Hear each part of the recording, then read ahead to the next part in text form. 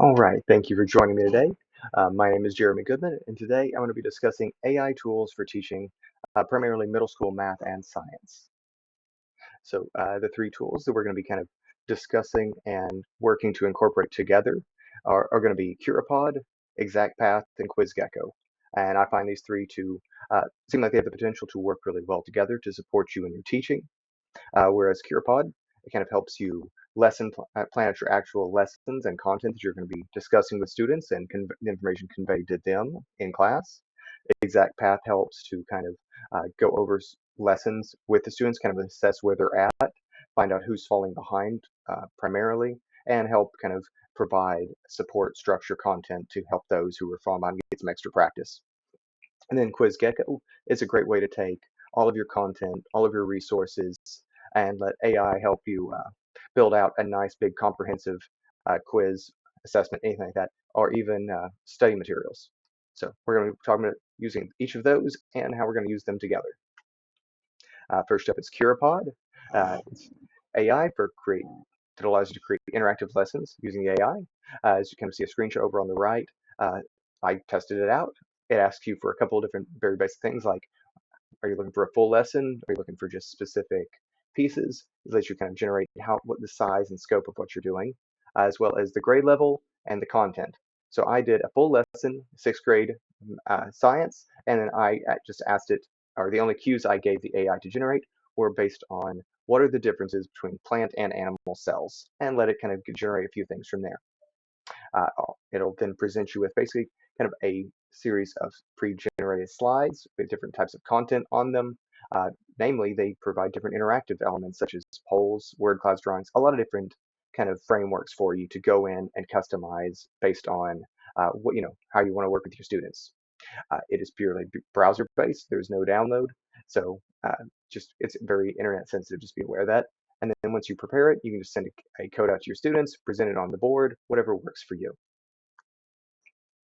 Teaching strategy around this, again, as I kind of showed on that previous screen, you just go in there and you begin by telling it what grade level and subject you're teaching. So sixth grade science, and then the topic. So it's going to be one thing to watch for. It's going to be whatever you put into it. So the more detailed and specific you are, the more it'll give back.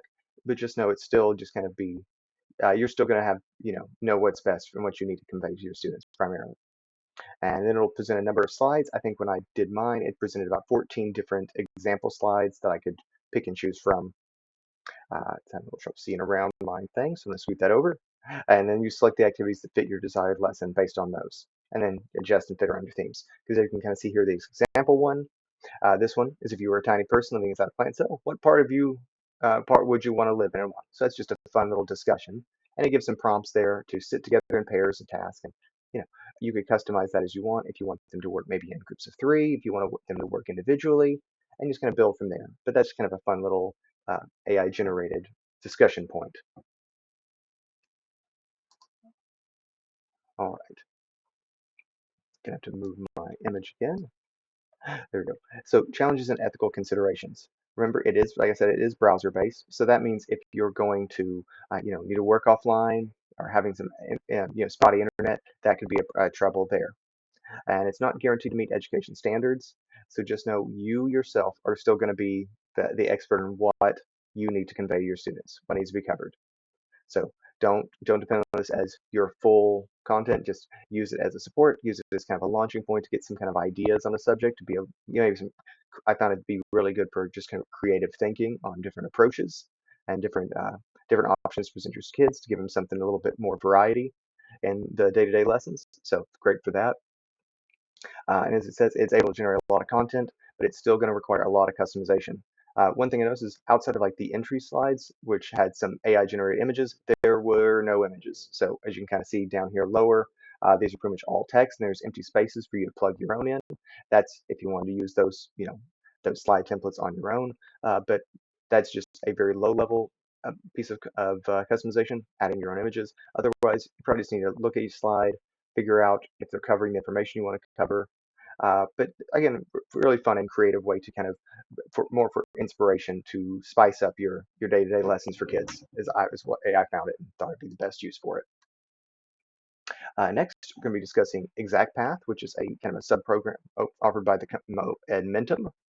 and it's a diagnosis-driven learning plan generator for reading, math, and language arts, and adaptive assessments for resources based on student performance. So again, uh, this one was kind of limited in subject matter, but again, for math and other subjects that I would cover, um, it pretty much just looks at the common patterns of your classroom performance of each of your students and determines where they need work, and are falling behind, reports that to you, and kind of can provide them with additional materials to get them catch up with their classmates. Teaching strategy for this, I found it is a great help for just primarily just not every student is going to be able to be willing or able to tell you if they're struggling, and you can't really depend just solely on quiz and exam performance to see how they're doing and what they may be having difficulty with.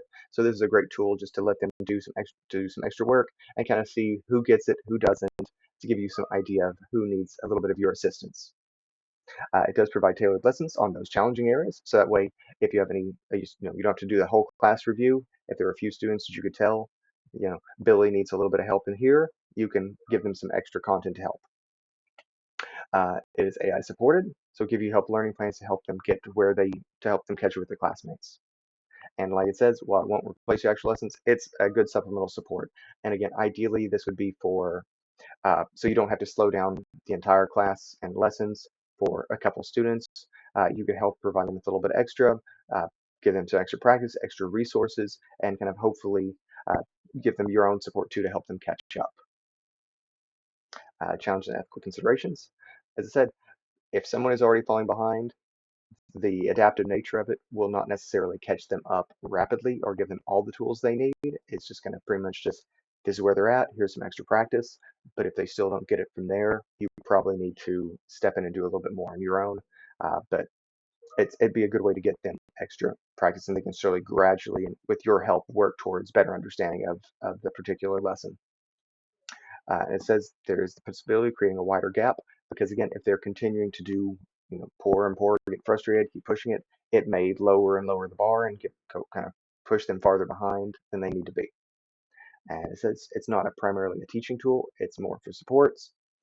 So if they're missing things or still not getting things correctly, it's not necessarily going to help correct those issues. That's still where you need to come in. It's going to help you identify those issues, but it's not going to be the teacher. And ideally, you'll use it to reinforce and improve their practice. And again, practice and identification and helping with those areas, which leads to the final part, QuizGecko. And it's a great way to generate notes, flashcards for students, and help build out quiz questions and assessments for yourself. The way it basically works is you provide it with a whole lot of materials, whether those PDFs, Word docs, PowerPoints, links to pretty much anything on the internet, and say, here's a bunch of stuff, and it'll present you with a whole lot of AI generated uh, questions and material based on that material that you provided. So you put a lot into it, it'll parse through it and give you a big pool of quiz questions that you could then go through and selectively use yourself. So strategy for this is, it's just a quick way if you're going over a lot of material to let it kind of pop out a few quick ideas for you. Like if you've got a link to an article online, you can punch that link into the program, and it'll spit out a few different optional questions for you, and you just pick and choose which ones you like best. So it's generate large field questions, and it lets you also be able to provide that, maybe create it into flashcards or quick notes for your students. The one challenge there is it may not pick out what you want them to focus on. So again, the notes and elements for students may still be better off on your own, but it'll still give you a wide range of things. And again, lots of options for sharing it, uploading it, getting it distributed. So real plus there, plus it's responsive. So that means responsive. So that means if you're on a phone, a tablet, a laptop, a PC, whatever, it'll work for you. And it'll help you generate multiple choice, true, false, matching, short answer, and pretty much and fill in the blank, lots and lots of different question options available for you. The main challenges here, though, there is a paywall. So from what I can tell, primarily it was a lot simpler to upload links to online content, whether it's YouTube video links or our online articles, and it could generate from there. But if you're looking to upload your own content like Word docs or PowerPoints or things like that, there is a paywall. There's still a matter of fair use. So if you're using outside resources, It's all fair use things still apply there, and so use your best judgment. Uh, Quality will vary. It did warn there are challenges like depending on if you're uploading, let's say, a scanned PDF that may not be the best quality and the AI may have trouble reading it, or if you're using videos that do not have great transcripts, it won't really be able to pull much from those. It can only use what it has, so still limited there. And it also is limited to assessment of students rather than teaching. So again, this is a final part of the pathway to be built off the other things. It's not going to be standalone because again, you can use this to help you build out resources, study materials, and your testing material students, but you're still going to have to give them the rest of ahead of time. So for this toolkit and this overall AI approach, my build was CurePod is great to help you get started, get some ideas, spice up your lessons to make them more engaging, more interesting, and more diverse for your students to keep them wanting to learn more and more interested. Then you use ExactPath to help kind of assess their understanding as you go along through practice materials, kind of figure out who's doing well, who's struggling a little bit, give you an idea of where to step in and support them. And then QuizGecko to take the content you provided to them, upload to there, and help get some quick flashcards, quick quiz questions, quick little other ideas just to throw out there and get students thinking, answering, without having to spend a whole lot of time parsing through it, making notes, highlighting, putting little sticky notes in there. It'll do it all for you as far as pulling some question ideas out. So combine all three, and you've got generate and present material, assess student, kind of track student understanding and of the process, and then finally assess and grade. So that is my AI-based uh, toolkit based on those three AI supported programs to help generate lesson material for teaching middle school math and science. Thank you.